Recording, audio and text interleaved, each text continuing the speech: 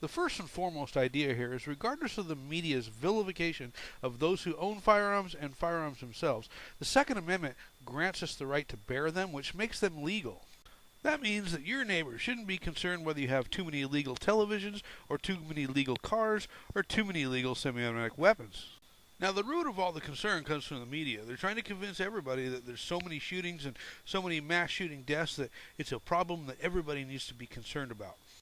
What the media will never tell the people is that gun homicides account for less than 0.5% of all the U.S. deaths annually. So the general consensus now, because of all the news media hype, is that firearm deaths are one of the biggest problems this country is facing. And because they believe whatever the news tells them, now they believe that they have a right to be concerned for the safety of themselves, family, and others. This is a perfect recipe for misinformed people to form groups and make irrational decisions. Now, formed groups making irrational decisions is exactly what a democracy stands for, and exactly why our founding fathers did not give us a democracy, rather they gave us a republic. Now, the majority of these misinformed groups that are running around making irrational decisions aren't even aware that they live in a republic. They think they live in a democracy because they've been watching so much television news.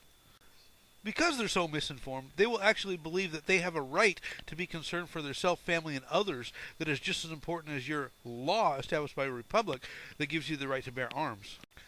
So when someone questions your need to own an assault weapon, you've got to try to explain to them that this is a republic and it's not a democracy, and that the republic was specifically chosen by our founding fathers because of the fact that it has laws to protect the inalienable rights of the citizens, and a democracy does not. Those established laws in the Republic, such as the Second Amendment, are exclusively designed to protect you from misinformed, irrational democracy groups that believe that their rights should trump the laws of a republic.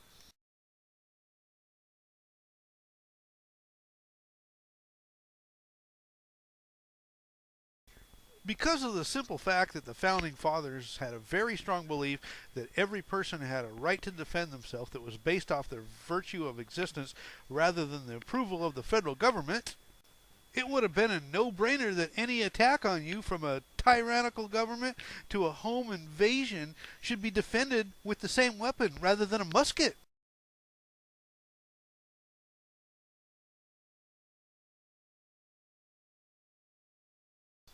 Whenever you ask any anti-gun type why they want to change the laws on firearms, they will always tell you because of the number of firearm deaths. So then you look at the data on what type of firearms are doing most of the killing, and you see that handguns kill more people than any other type of weapon, but yet these people still have their fingers pointed at assault weapons. So if it's not a statistical analysis of the type of weapons that are killing people that's important, what is it with an assault weapon that makes it the weapon of choice to be banned?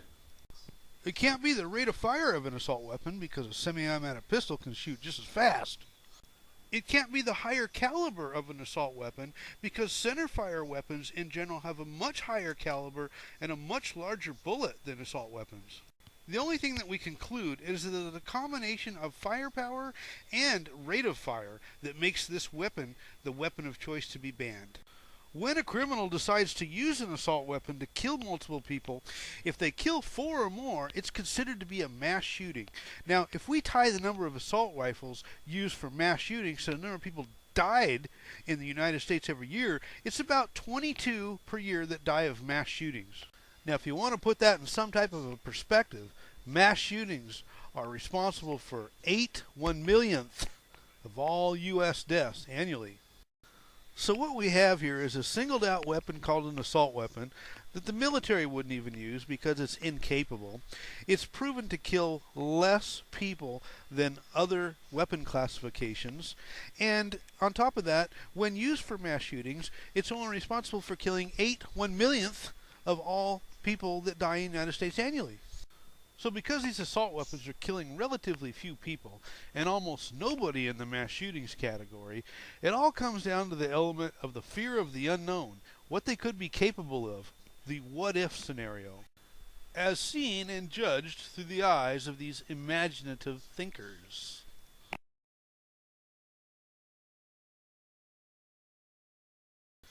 When it comes to discussing which type of weapon is more dangerous, everybody who's familiar with guns knows that the weapon doesn't matter, it's the person shooting it, and everybody who's unfamiliar with guns thinks it's the type of caliber and the rate of discharge that determines how dangerous it is. So let's take a look at some common rounds. Starting off with the little bullet on the right, headed towards the big one on the left, let's start off with the .22. Here we have a .22. On top is what it looks like when you buy it. On the bottom is what it looks like when you put all the extra stuff on it. Both of them are exactly the same gun. Going from right to left, this is the 5.56. This is what most AR-15s shoot. This weapon shoots the 5.56 as well, and it's considered to be an assault weapon because of the fact that it's a semi-automatic. This version of it is the exact same gun with all of the extras added on. On to the next caliber, which is a 7.62, which is common to most AK-47s. This Mini 30 shoots the 7.62 caliber, just like the AK-47 caliber, and next to it is the version with all of the extras, which is the exact same gun again. Fourth from the right, we have the .308 caliber. This is a centerfire rifle that shoots a .308 caliber. It's a common hunting round for elk, and right next to it we have another .308 caliber AR-10. And second to the right, we have the .300 caliber. Now here's where things change up a little bit. This is a regular elk hunting rifle that shoots a .300 caliber. The thing about the .300 caliber is once you get up to bullets this size, you normally don't see semi-automatics. They're usually single-shot centerfires. And finally we have what the civilians would refer to as the mother of all rounds, the .50 caliber. This is a big .50 caliber BMG. It shoots the very, very large round on the far left. This round is devastating compared to most assault rifles' AR-15 round, yet this round is not a concern to most gun control advocates. Although this round is extremely intimidating and extremely devastating, you almost find zero homicides with it ever.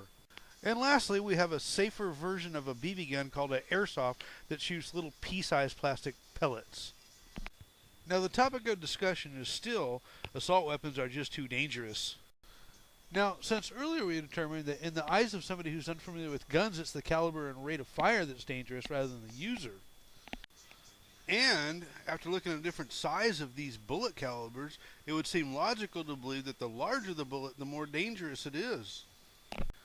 But that's not true at all with these guys when they have historically targeted the 5.56 and the 7.62. So what we're left with is a gun control advocate that has determined that the two main assault weapons caliber platforms are more dangerous than the rest of the guns out there, even though they don't kill as many people as handguns, even though the bullet isn't as dangerous as the larger calibers, and even though the rate of fire is all the same. Now, if all of that isn't reason enough to leave an assault weapons ban alone, consider the fact that the majority of this country doesn't want it anyways. Look at this Gallup poll. And finally, the most ironic notion of it all is that the anti-gun groups look at the gun enthusiasts and believe that they don't understand what's good for them. They actually believe they're doing the gun enthusiast a favor by making things better.